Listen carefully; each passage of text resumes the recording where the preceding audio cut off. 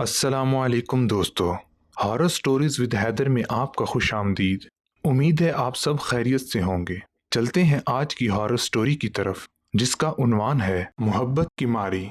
रात खासी भीग गई थी। मैंने किताब साइड टेबल पर रखी और सोने के लिए बिस्तर में घुस गया। लेटे हुए अभी चंद मिनट ही गुजरे थे कि मुझे महसूस हुआ कि किसी ने हल्के से खिड़की पर दस्तक दी हो। मैं चौंक कर उठा और खिड़की की तरफ देखा। खिड़की के दोनों पलड़े खुले हुए थे और बाहर कोई भी नजर नहीं आ रहा था। मैंने हैरानी से देखा और दोबारा सोने की कोशिश की। मैं एक कंपनी सेलमैन के तौर पर काम करता हूँ। मेरा काम मुख्तलिफ शहरों में जाकर दुकानों से अपनी प्रोडक्ट के ऑर्डर लेना होते हैं। इस दफा मैं कोयटा आया हुआ था। पूरे हफ्ते मुझे कोयटा में ही रहना था। कोयटा के इस होटल में पहले भी कई बार आकर ठहर चुका हूँ, इसलिए होटल के मुलाजमीन से मेरी शनासाई है। वो मेरे कयाम के दौरान मेरा पूरा ख्याल रखते हैं, इसलिए मैं जब भी कोयटा आता तो इसी होटल में कयाम करना पसंद करता। सज्जाद, किसी के पुकारने पर मैं उठकर बैठ गया और अपने चारों तरफ नजर दौड़ाई। कमरे में कोई नहीं था। मेरी नजर खिड़की की तरफ चली गई। वहां भी कोई दिखाई नहीं दिया।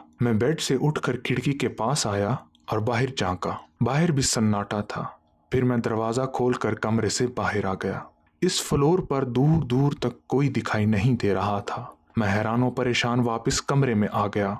जिस आवाज ने मुझे पुकारा था वो मुझे जानी पहचानी से महसूस हुई थी। थोड़ा गौर करने पर मुझे याद आ गया, ये आवाज शिराज की थी। शिराज का ख्याल जहन में आते ही मुझे एक झटका सा लगा और मैं दोबारा कमरे से बाहर आ गया। मेरे कदम ग्राउंड फ्लोर पर जाने वाले जीने की तरफ बढ़ रहे थे। मैं नीचे पहुंचा तो मैनेजर ने चौंक कर मेरी तरफ देखा।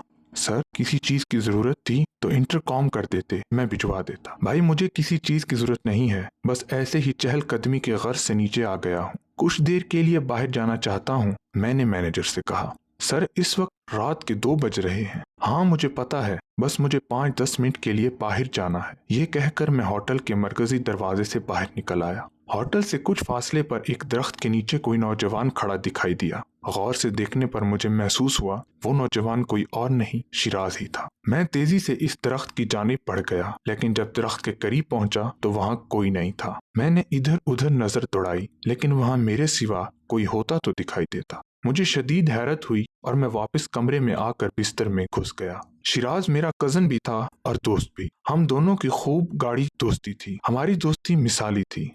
हम यकजान 2 कालिब थे। हम दोनों ने बचपन से एक ही स्कूल में पढ़ा। प्राइमरी पास करने पर शिराज ने जिस हाई स्कूल में दाखिला लिया, मैंने भी इसमें दाखिला ले लिया।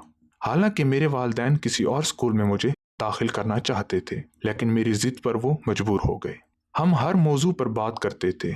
इसे सैर व तफरीह का बहुत शौक था। वो मेरे साथ कई शहर घूम चुका था।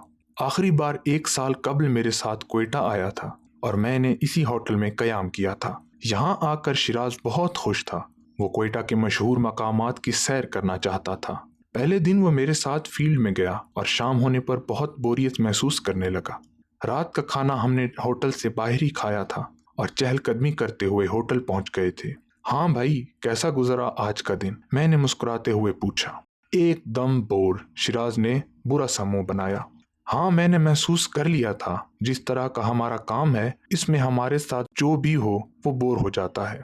मैंने हंसते हुए कहा, तुम्हारे काम में मुनाफिकत भी बहुत ज्यादा है। दुकानदार के पास जाने से पहले तुम इनकी बहुत बुराई कर रहे थे, मगर इनके सामने इनकी झूठी तारीफ और खुशामद पर उतर आए। ये भी भला कोई काम है? मेरे जैसा बंदा तो इनके मुंह पर खूब खरी खरी सुना दे। शिराज ने बुरा सा मुंह बनाया। इसका चेहरा देखकर बेसाख्ता मेरे मुंह से जोरदार कहका बुलंद हुआ। यार, अगर हम इस तरह करने लगे तो कोई भी हमें माल का ऑर्डर ना दे और कंपनी वाले कारकर्दगी ना दिखाने पर अलग नौकरी से निकाल बाहर कर देंगे। इसलिए हमें दुकानदारों की झूठी तारीफ और खुशामद करनी पड़ती है। इस तरह हमें माल के ऑर्डर ज्यादा मिलते हैं और कमीशन भी अच्छा बनता है, तरक्की भी हो जाती है। मैंने कहा, मेरे नजदीक ये मुनाफकत है। मैं तो ऐसा काम नहीं करूं जिसमें लोगों की झूठी तारीफें करना पड़े। अरे भाई, तुमसे कौन कह रहा है झूठी तारीफ करो? तुम यहाँ सैर व तफरीह के लिए आए हो, इसलिए खूब घूमो फिरो। तुम यहाँ पहले भी आ चुके हो, यहाँ खूब घूम फिर चुके हो, इसलिए मैं ऐसा करता हूँ, सुबह होने पर सैर व तफरीह के लिए निकल जाऊंगा। तुम जाकर दुकानदारों से मगजमारी करो। शिराज ने कहा। ठीक है, मैंने इसके ख्याल की तायद की। मुझे शिराज की ये तजवीज़ اس لیے پسند آئی تھی کہ اس طرح وہ کوئٹہ کی سیر بھی کر لیتا اور ہمیں زیادہ دن کوئٹہ میں قیام بھی نہ کرنا پڑتا۔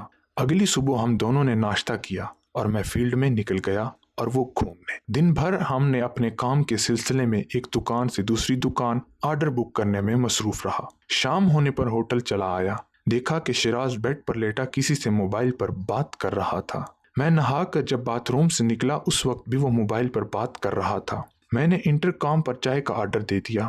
ویٹر چائے لے کر آیا۔ میں نے چائے ایک کپ اپنے لیے اور دوسرا شیراز کے لیے بنایا۔ شیراز موبائل پر اس طرح بات کر رہا تھا جیسے اسے میرے آنے کی خبر ہی نہ ہو۔ جب مجھ سے رہا نہ گیا تو میں نے ٹیبل کو بجاتے ہوئے اسے مخاطب کیا، شیراز خیریت ہے نا؟ چائے ٹھنڈی ہو جائے گی۔ ارے تم کب آئے؟ مجھے پتا ہی نہیں چلا۔ شیراز نے حیرانی سے میری طرف دیکھا۔ مجھے آئے آدھا گھنٹہ ہو گیا ہے مگر تم نہ جانے کس سے بات کر رہے ہو، ارد گرد کا ہوش ہی نہیں ہے۔ میں نے مسکراتے ہوئے اس کی طرف دیکھا۔ ہاں یار، اسے دیکھنے کے بعد کس کافر کو ہوش رہے گا، شیراز نے ایک سرد آہ بھری آواز میں کہا۔ شیراز، یہ کیسی بات کر رہے ہو؟ کیا کوئی حسینہ پسند آ گئی ہے تمہیں؟ ہاں ایسی ہی بات ہے۔ آج میں نے اسے دیکھا اور دیکھتا رہ گیا، پلکیں تھیں کہ چپکنا ہی بھول گیا۔ اچھا، کہاں دیکھا؟ کب ہوا یہ حادثہ؟ میں نے دلچسپی سے پوچھا۔ وہ سڑک پر ایک درخت کے سائے تلے کھڑی تھی اور میں اس سے کچھ فاصلے پر تھا۔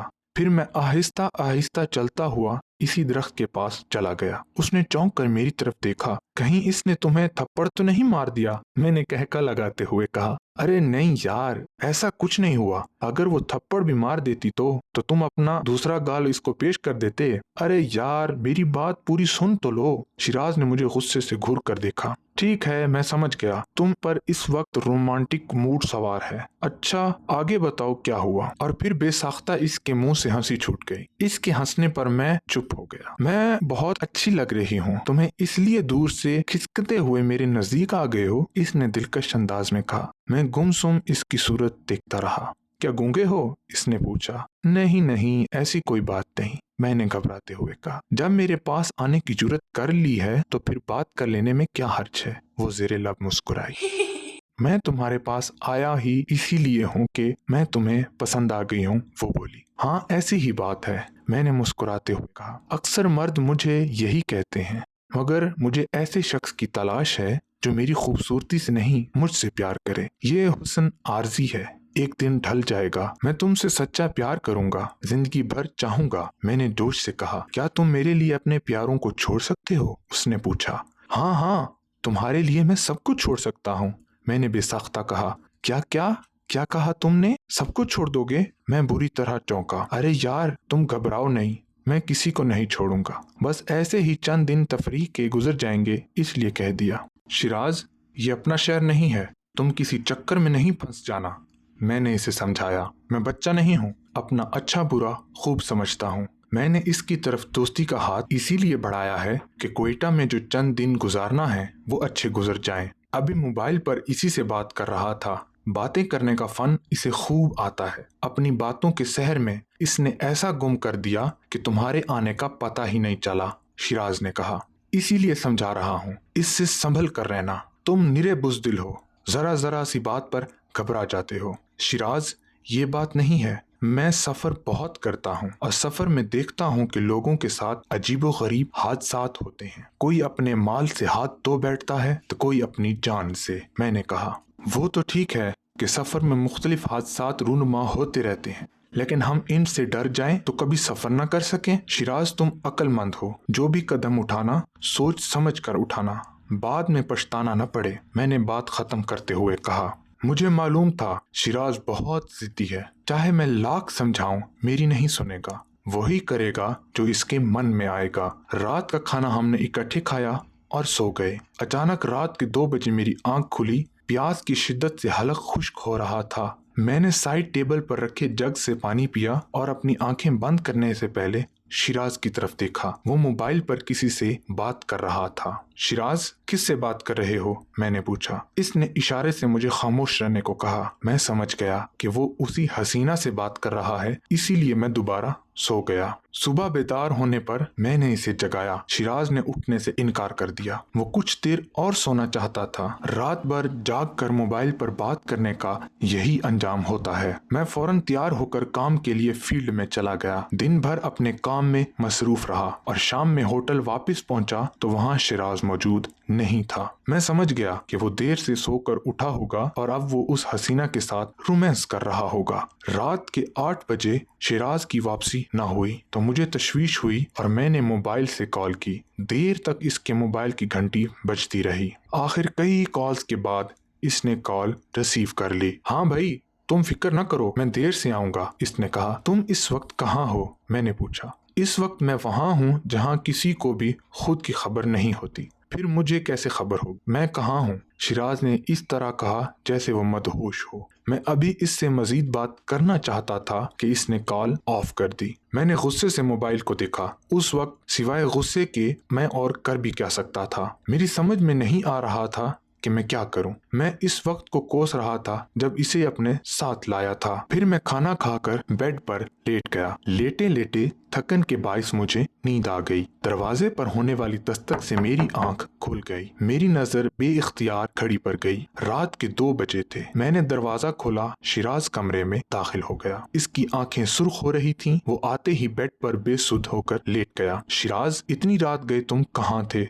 मैंने पूछा। कहीं नहीं, अपनी दोस्त के साथ था। बहुत थक गया हूँ, मैं सो रहा हूँ, तुम भी सो जाओ, शिराज ने कहा। तुमने रात का खाना खा लिया है? हाँ खा लिया है। मुझे फिलहाल सोने दो, सुबह बात करेंगे, शिराज ने आंखें बंद किए हुए कहा। वो इस वक्त बात करने के मूड में नहीं था, इसीलिए मैं भी सो गया। सुबह मैंने इसे उठाया लेकिन वो उठने को तैयार नहीं था। मेरे कई बार जगाने पर भी बेदार नहीं हुआ। आखिरी बार उठाने पर इसने गुस्से से घूर कर मुझे देखा। उसकी सुर्ख सुर्ख आंखें देखकर एक लम्हे के लिए मुझे अजीब सा महसूस हुआ। वो बोला कुछ नहीं और दोबारा आंखें बंद करके लेट गया। मैं खामोशी से तैयार हुआ और कमरे से बाहर निकल गया। नाश्ता भी मैंने बाहर ही किया। मैं तमाम दिन मसरूफ रहा लेकिन मेरा जहन शिराज की तरफ ही लगा रहा। इसके किसी मुसीबत में फंसने की सूरत में खानदान में मुझे ही बुराई मिलनी थी कि तुम ही शिराज को क्वेटा लेकर गए थे। क्या तुम्हें इसे समझाने का टाइम नहीं मिला? इसके मुतालिक सोच सोच कर मेरा दिमाग उलझता जा रहा था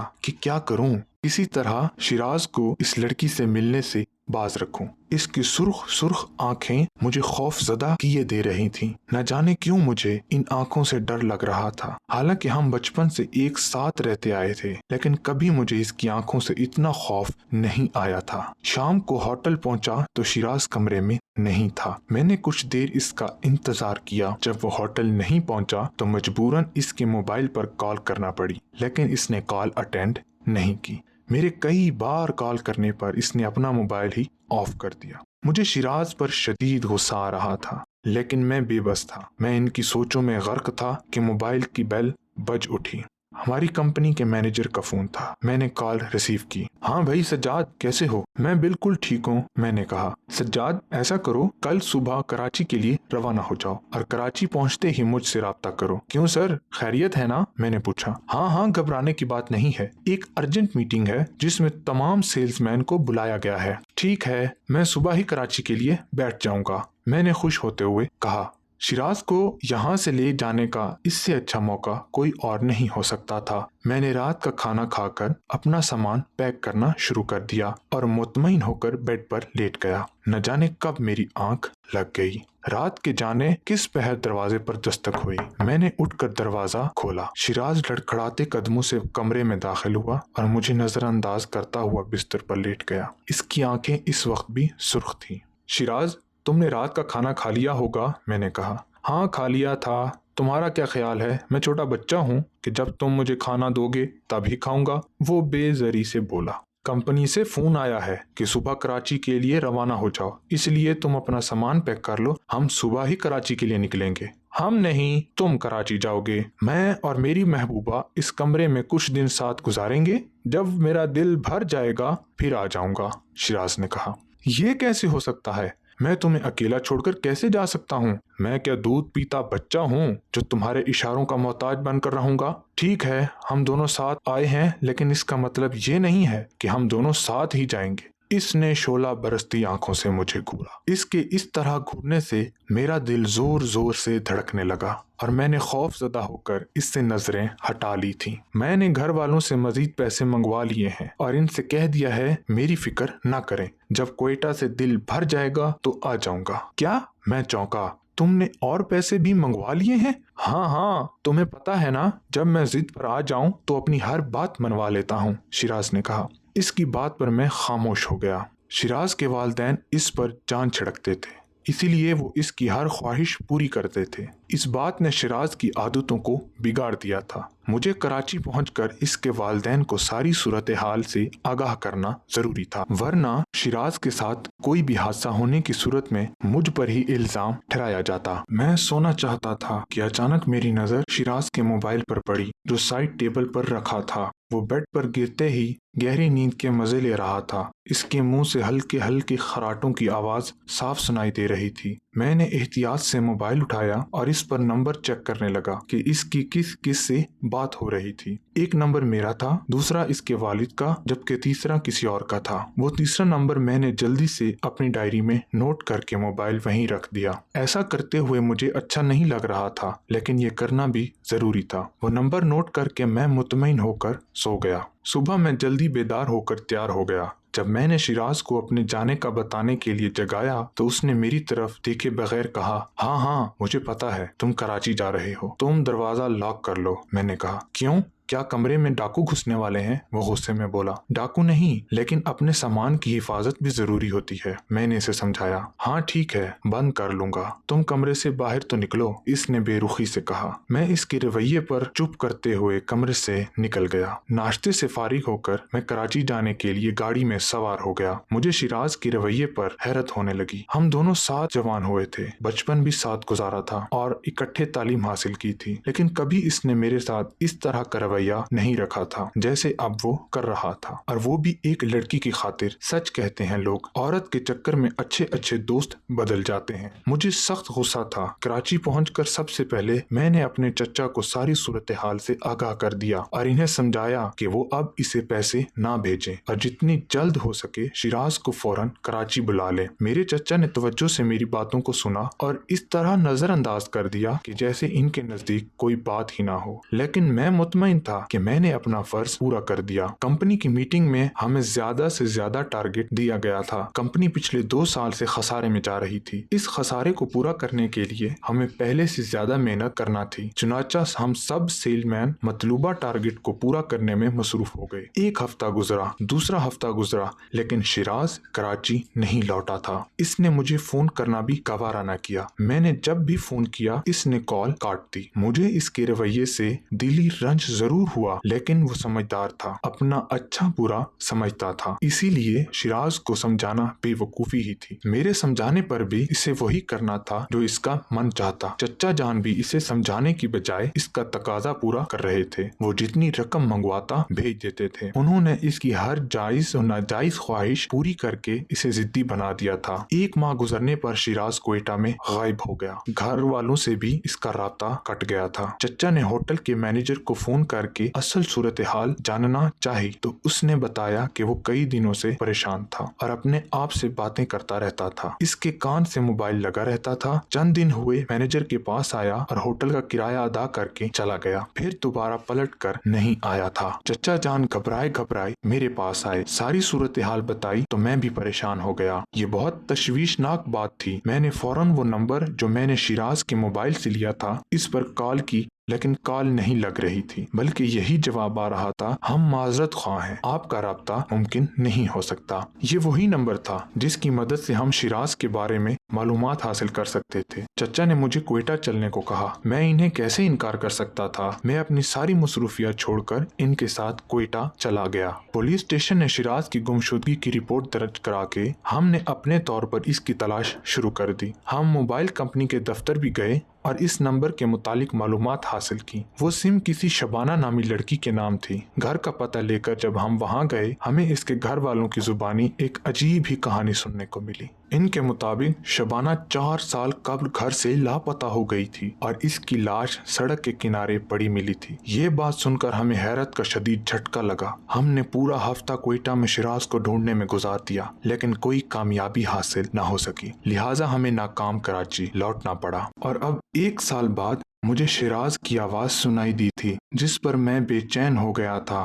میری سمجھ میں نہیں آ رہا تھا کہ کیا کروں۔ شیراز ضرور کوئٹہ میں ہی تھا۔ ہو سکتا ہے جس لڑکی سے وہ محبت کر رہا تھا اس نے اپنی محبت کو آزمانے کے لیے اس پر اپنے عزیز رشتہ داروں سے ملاقات پر پابندی لگا دی ہو، اور وہ اس بات پر یہ ثابت کرنے کے لیے کہ وہ اس کا سچا پریمی ہے کسی سے ملاقات نہ کر رہا ہو، اور آج اس نے مجھے کوئٹہ میں کہیں دیکھ لیا ہو اور پھر خود پر قابو نہ رکھ سکا ہو اور مجھ سے ملنے چلا آیا ہو۔ پھر اس خوف سے کہیں اس کی محبوبہ کو پتہ نہ چل جائے وہ ملاقات کیے بنا چلا گیا۔ وہ مجھ سے زیادہ عرصہ دور نہیں رہ سکتا تھا۔ وہ ضرور مجھ سے ملاقات کرنے آئے گا، چاہے اسے اپنی محبوبہ سے چھپ کر ہی کیوں نہ آنا پڑے۔ دوسری رات میں بیڈ پر لیٹا کتاب پڑھ رہا تھا کہ مجھے پھر سے شیراز کی آواز سنائی دی۔ اس نے مجھے پکارا تھا۔ میں شیراز کی آواز پر بے چین ہو گیا اور لپک کر کمرے سے باہر نکلا۔ راہ میں مجھے کوئی نہ دکھائی دیا۔ میں سیڑھیاں پھلانگتا ہوا نیچے اترا مگر ہوٹل کے باہر بھی وہ نہیں تھا۔ میں ادھر ادھر دیکھتا ہوا آگے بڑھتا جا رہا تھا۔ نہ جانے وہ کون سی قوت تھی جو مجھے اپنی طرف کھینچ رہی تھی اور میں کھینچا چلا